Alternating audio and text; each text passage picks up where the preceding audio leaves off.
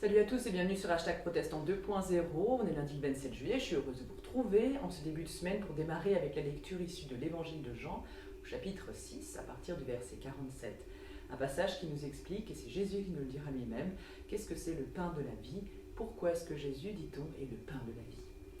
Oui, je vous le déclare, c'est la vérité. Celui qui croit possède la vie éternelle. Je suis le pain de vie. Vos ancêtres ont mangé la manne dans le désert et ils sont pourtant morts. Mais le pain qui descend du ciel est tel que celui qui en mange ne mourra pas. Je suis le pain vivant descendu du ciel. Si quelqu'un mange de ce pain, il vivra pour toujours. Le pain que je donnerai, c'est ma chair. Je la donne afin que le monde vive.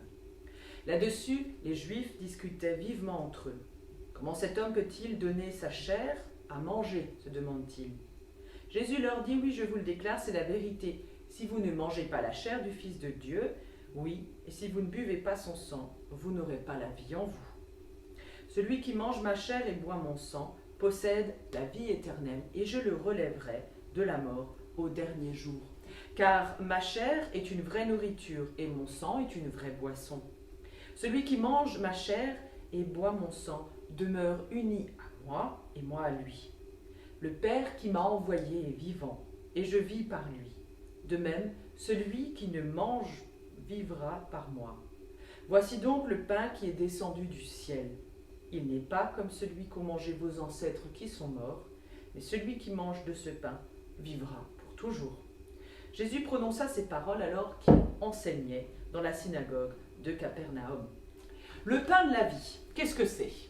La chair et le sang représentent la personne dans sa condition humaine. Ça, on le sait, c'est nous. Le pain de vie, la chair et le sang de Jésus, ce sont donc toutes les choses qui constituent sa personne. Mais la personne du Christ, à travers justement ceci, celui-là même qui a traversé la mort pour donner la vie à tous les hommes. La chair, le sang du Christ, deux éléments indispensables pour comprendre que ce n'est pas qu'un homme, c'est le Fils de Dieu. Ses adversaires ne s'y tromperont pas. Eux-mêmes n'arrivent pas à croire que la mort du Christ soit une source de vie. Ils en restent donc à une logique physique. Mais avec le Christ, avec le Fils de Dieu, toute logique est inversée. Croire permet d'être uni à Dieu, comme lui demeure uni à nous. Demeurer en Dieu, pour participer à sa vie. C'est cela la vie éternelle que Jésus nous dit être le pain de vie, lui qui est venu au monde simplement pour aimer. Ainsi donc, après ces deux notions un petit peu théologiques quand même, pain de vie, chair et sang, nous pouvons nous confier dans la prière avec les mots de la communauté de Thésée. Seigneur Jésus, après avoir donné ta vie sur la croix, tu es entré dans la gloire du Père, que toute l'humanité participe à ta vie de ressuscité. Jésus, tu établis avec nous une alliance nouvelle, tu es avec nous tous les jours, et ce jusqu'à la fin des temps. Jésus, tu es apparu aux disciples après ta passion, par ta présence au milieu de nous, affermis notre foi. Jésus, tu as promis l'Esprit Saint aux apôtres, qu'il renouvelle notre fidélité envers toi.